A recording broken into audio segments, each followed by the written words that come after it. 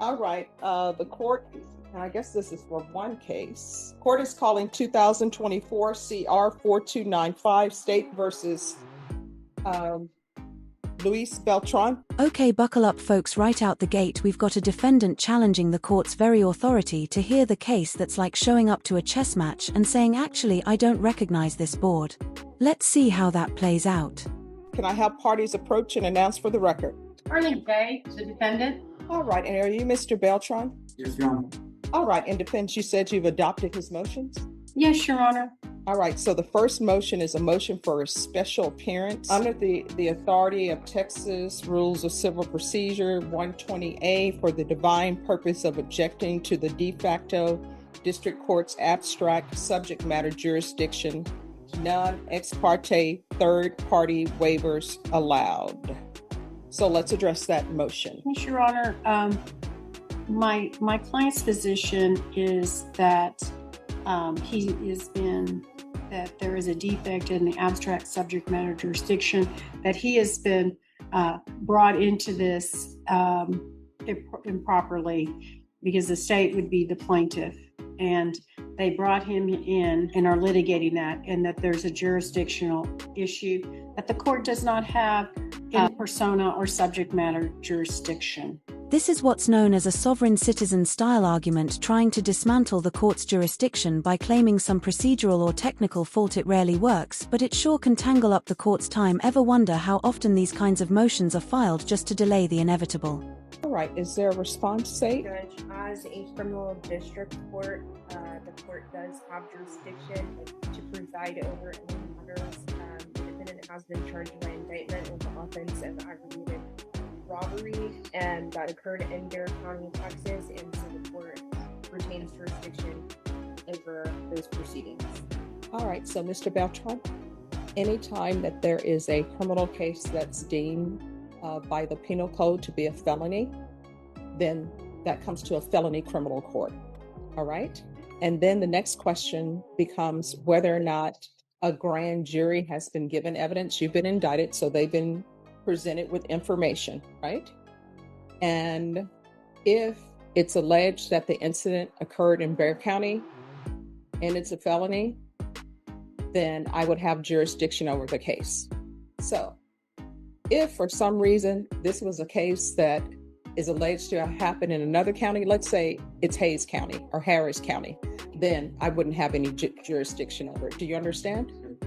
All right. So with this case, I'm not taking any of it to be true because I have to wait till evidence is presented to me. But looking on the face of the indictment, and I'm sure your attorney will tell you, an indictment is not evidence of guilt. It's just the means whereby a person is held over for trial, right? Important legal nugget right here. An indictment does not equal guilt. It just means a grand jury saw enough to move forward with charges. It's the legal equivalent of saying we think there's probably something here, let's take a closer look. And so when a grand jury indicts a case, they're just saying there's enough evidence to hold you over for trial. They're not saying it's evidence beyond a reasonable doubt. And when information is taken to the grand jury or evidence, police reports or whatever it may be, and it has to be allegations that it happened in Bexar County, and it has to be allegations that it's a felony. Now, if this were not alleged to be a felony, then it wouldn't be in this court. Even though it would be a criminal case, it would be sent to a misdemeanor court maybe, or perhaps even a municipal court. But because aggravated robbery, according to the penal code, is a felony, it's supposed to be in a felony court. And then if they're saying it happened in Bexar County, then it would come to a felony district court, state district court that's in Bexar County. And that's where we are. You understand? Is there anything you not understand about my ruling on that? All right, thank you. And then we have... Excuse me, did the court take judicial notice of the indictment in this case? Yes. It's ruling, okay. Yes. The next we have new discovery of ex parte corpus trust fraud upon the court that conceals the facts that the charging instrument lacks subject matter controversy. No injury in fact exists. Your Honor, I believe what my client... Wait, no injury in fact. An aggravated robbery case. That's like saying sure I pulled a weapon, but technically no one bled. Your Honor, the court's not buying a tan legally. It doesn't need to. It only needs to show that a threat of violence was used. What I meant by that is just kind of coupled with the first paragraph that the court his position was the court didn't have jurisdiction. The court just ruled that they did, that then the indictment would not be valid in this case. So I think that's what the client is trying to say. All right. Did I get that right? Yes. Okay. All right. So State, you want to address the issue and if I'm interpreting this incorrectly, let me know, okay?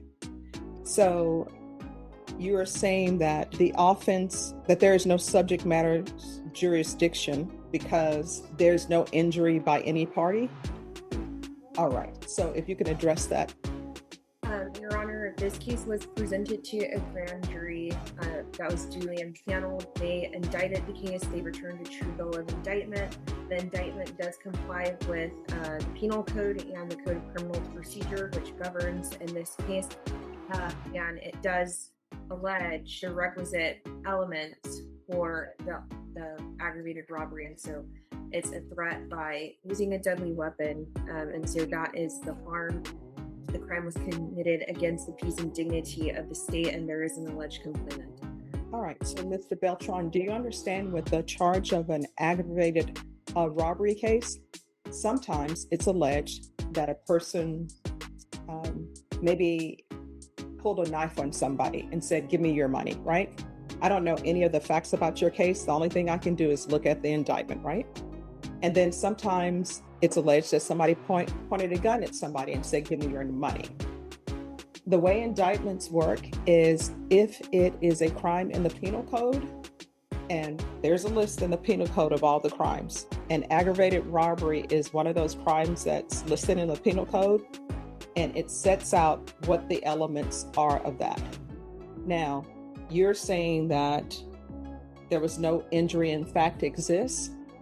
The only thing the state has to do is prove the elements that are in the indictment, and the indictment has to show the offense that is in the penal code. You understand? So, do you understand? You have any questions about? This right here is Courtroom 101. The state doesn't have to prove injury, just the elements of the crime, and if those elements are met, like use of a deadly weapon in a robbery, then the prosecution has its foundation. No loopholes hiding here. Court's ruling. All right. If there's something you don't understand, let me know. All right. And I understand that sometimes when people have been to law school, like for example, I haven't really worked on cars, so there's a little stuff I can tell you about being a mechanic, but I really don't know the ins and out of every vehicle. You understand? All right. So number 3, defendant is erroneously charged with an abstract offense. I don't know. I can't read that word. Something taxation. District court is criminally attempting to receive an unauthorized, colorable, no-fault immunity third-party benefit in violation of the 7th Amendment. All right. Do you want to address that, counsel? Yes, I believe my client, I think it just goes back to being a third party brought in here without abstract subject matter jurisdiction, and the fact that he was brought into this case. I believe that's it. Is that it? Okay. All right. State, do you want to respond? Judge, regarding, I guess, the 7th Amendment applying in the case, or Yes. that is for civil suits. We are in a criminal court, and so I would argue that that's not applying here. All right. So the 7th Amendment applies to jury trials that you're entitled to, and that is in federal civil cases. Here, you do have a right to a jury trial if you want a jury trial. And if you want a jury trial, I'm going to make sure that you have a jury trial, okay? And then the other issue, let's see. I don't understand when you say, explain it to me. You're saying district court is criminally attempting to receive an unauthorized, colorable, no-fault immunity. What do you mean by that? Because what I can tell you is I don't receive anything related to these cases. Of course, as a judge, I'm paid a salary for the work that I do, but I don't receive any funding or extra funding based upon how I resolve cases. Do you understand? Do you have any question about that? All right. So then the other one is dishonest services that rises to constitutional tort and national security concerns, communist activity detected in violation of Title 50 U.S.C.S. 841. This court now under federal questioning under Title 28 U.S.C. 1331, light of new evidence investigation hypothetical claims. All right, defense. I'm not sure what my client means by that. I'm going to ask him to explain it. All right, if you could explain that to me, Mr. Beltran. I guess what I'm trying to say there, Your Honor, is how the state of Texas plaintiff, and they're the ones that are pursuing into prosecuting me, which is one of the third party. Okay. And I don't third party. I'm not sure how that works. I know how civil suits, and I know it's criminal law, but I know that. I mean, how can I cross-examine the state of Texas? How can I? So let me explain something to you. Whenever you see cases on the criminal side, it's not individuals versus individual. Usually when you're on the civil side, if it's a marriage, it's individual. If it's civil. All right, here, the reason why it's the state of Texas is because in criminal court, it's not you versus the complainant. Whoever the complainant is in this case that you're accused of committing aggravated robbery against, yes, it's alleged to have happened that you committed an aggravated robbery against them. But the state of Texas, the way we were taught in law school, the state of Texas takes offense, right? Because whenever an offense is committed against a citizen, it's the offense against the citizen, but it's also the offense against the state of Texas. So in cases such as these, the state necessarily is not the complainant. They're just bringing the suit or the case because the state of Texas is offended that an offense is alleged to have been committed within the state of Texas, within the county of Bexar. So that's why the state of Texas is listed and not the complainant. Do you understand? Yes, I understand that. And so how do I cross-examine the state of Texas?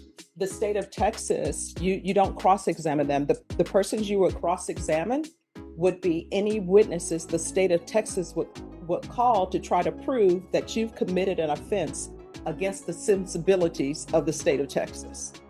So, for example, for an aggravated robbery, they'll need to call somebody to prove that it happened in Bexar County. They'll need to call somebody to prove that it happened on or about whatever date it is. If there's a weapon used, they'll need to call somebody to prove that a weapon was used.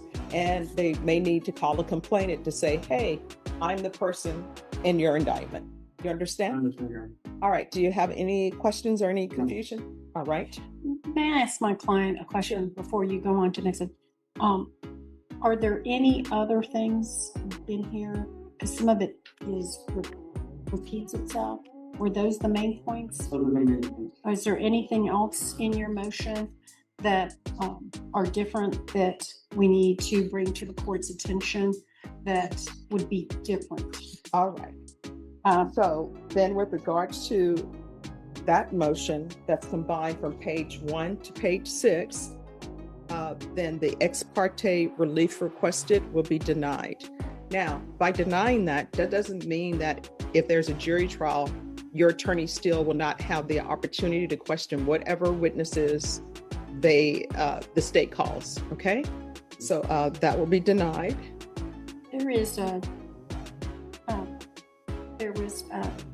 It appears to me that there was like 3 separate documents stapled together. Is that the way it was received? Yes. There is the next one, which is exhausting administrative relief.